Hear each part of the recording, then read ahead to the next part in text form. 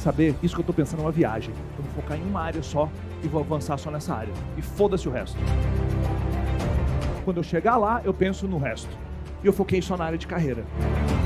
Passei uma década focando só na área de carreira. Com isso, comecei a quebrar financeiramente, aí recuperava financeiramente, quebrava de novo, mas eu fazia tudo para crescer, tudo para ser maior no que eu fazia. Isso é uma motivação guiada pelo quê?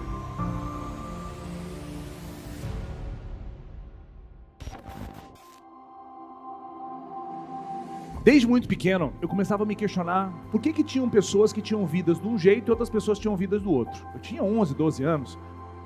Por que irmãos dos meus pais, os meus tios, tinham vidas tão diferentes? Por exemplo, por que minha tia vivia brigando e não conseguia ficar num relacionamento e brigava com os filhos e brigava com os maridos que vinham, enquanto outra tia minha tinha um relacionamento magnífico?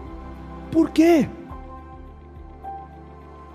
Aquilo vinha na minha cabeça, mas aí já começava a brincar, aquilo sumia da minha cabeça. Por que tinham pessoas que passavam dificuldades financeiras extremas, enquanto outras pessoas tinham uma segurança financeira magnífica? Enquanto uns tinham que estudar em colégio público, porque o pai não tinha dinheiro, e o outro conseguia estudar num colégio melhor, com uma infraestrutura melhor, com material escolar melhor. Eu ficava, por que eu tenho esse caderno desgraçado e o outro tem um caderno muito melhor que o meu?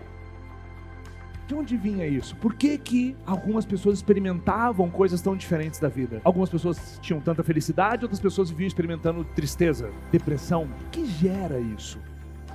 Nos últimos anos, essa tem sido a busca da minha vida. O propósito da minha vida está ligado a isso, a descobrir quais são os padrões que levam pessoas a ter vidas abundantes, viver uma vida épica, e como que é possível fazer para se conquistar isso. Quais são os padrões comportamentais que levam pessoas a construir vidas abundantes, enquanto algumas pessoas, a maior parte delas, estão lutando para vencer em uma área só, e não estão dando conta de vencer em uma área só. Ou quando vence naquela uma área, essa pessoa percebe que ela venceu ao custo de destruir todas as outras áreas. Quem já experimentou isso alguma vez na vida? Edificar uma área só e perceber que você destruiu todo o entorno para edificar aquela área. Quem já experimentou isso? É terrível. É uma sensação de frustração imensa, é das piores que existe, porque você conquistou tudo o que você mais queria e percebeu que agora você tem um prédio construído e tem um monte de pântano ao seu redor. Aquele prédio não vale nada. Talvez você se tornou uma pessoa de destaque na sua carreira, ao custo de destruir suas finanças, seu relacionamento. Você tem um câncer, você tem uma doença terrível, ou a sua saúde está completamente fora, você não tem mais conexão com o Criador. Mas parabéns, você é o número 1, ou os 10, entre os 10 maiores do Brasil em relação ao que você faz. Não vale a pena. Quantas pessoas já conseguiram isso?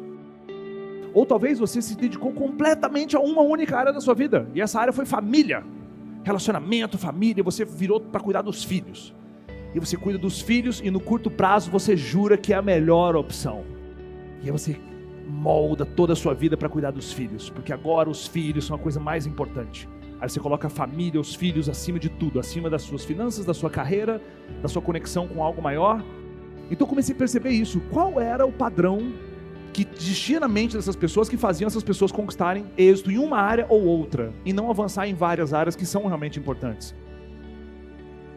A área de carreira, trabalho, é uma área importante, sim ou não? A nossa missão de vida, na maior parte das vezes, é realizada no nosso trabalho, com o nosso chamado. Maior parte das vezes está ligado ao seu trabalho. O trabalho é uma área muito importante. Você precisa encarar isso.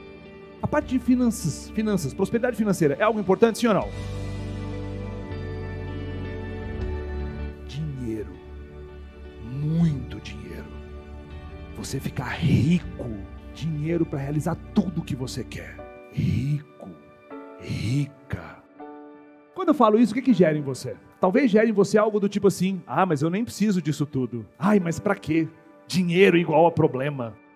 Dinheiro é algo extremamente importante.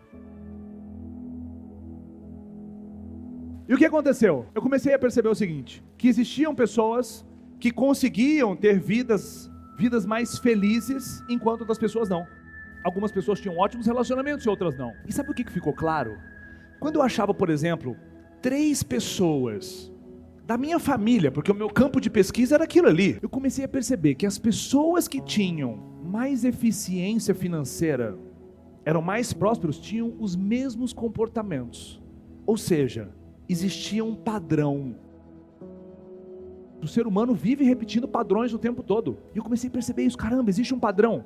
Casais da minha família que tinham solidez de relacionamento, tinham um padrão de tratativa um com o outro, de respeitar a ordem dentro do relacionamento, de honrar os sonhos uns dos outros. Eu falei, caramba, tem padrão aqui também. E eu falei, poxa, faz sentido. O negócio é viver a vida realmente em abundância.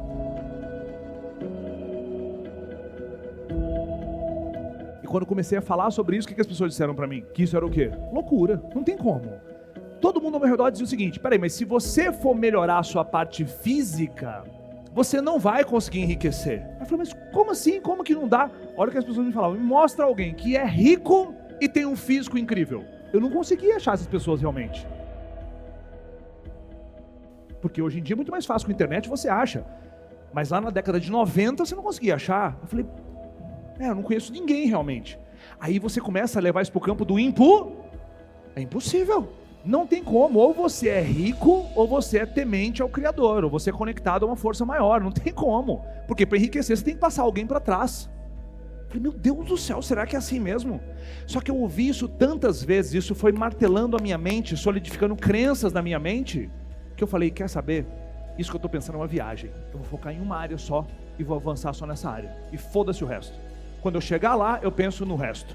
E eu foquei só na área de carreira. Passei uma década focando só na área de carreira.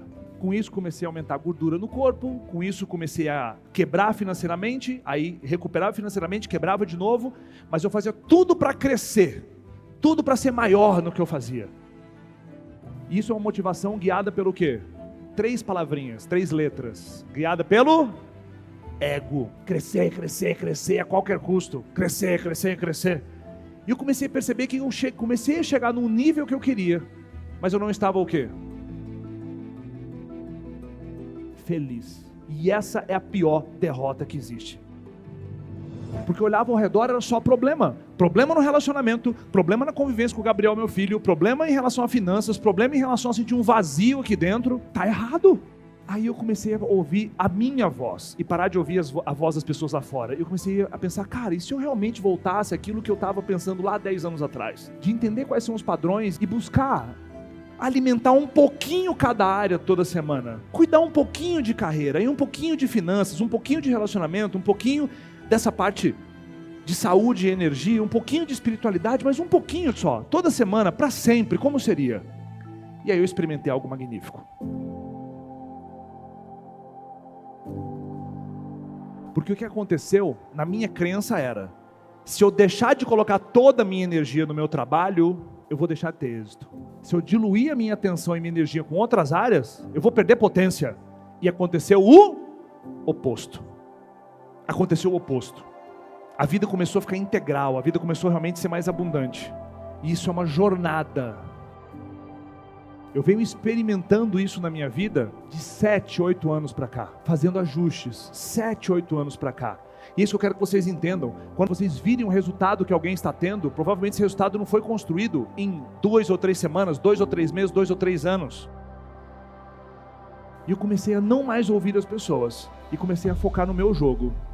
E sabe o que começou a acontecer? As pessoas começaram a se aproximar e perguntar assim, cara, como que você está conseguindo? Porque eu não estou conseguindo fazer isso, aquilo, mas como que você está conseguindo? Eu falei, caramba, tem um caminho aí. Existe um caminho aí. E quando você começa a perceber, é como se fossem pequenas orquídeas, 5 orquídeas, que você não precisa colocar muita água nessas orquídeas. São algumas gotinhas todos os dias. Algumas gotinhas todos os dias. E essas orquídeas começam a florescer. São as 5 áreas da sua vida épica. E o que começou a ficar claro para mim também? Muitas pessoas experimentando algo muito ruim e complexo. Falta de propósito. Acordar de manhã e saber, para que eu estou vivo? E a beleza de construir uma visão de vida épica, de uma vida abundante em todas as áreas, pode, a partir de agora, ser o norte da sua vida. Essa é a coisa que mais importa. Não é a opinião do seu marido ou da sua esposa.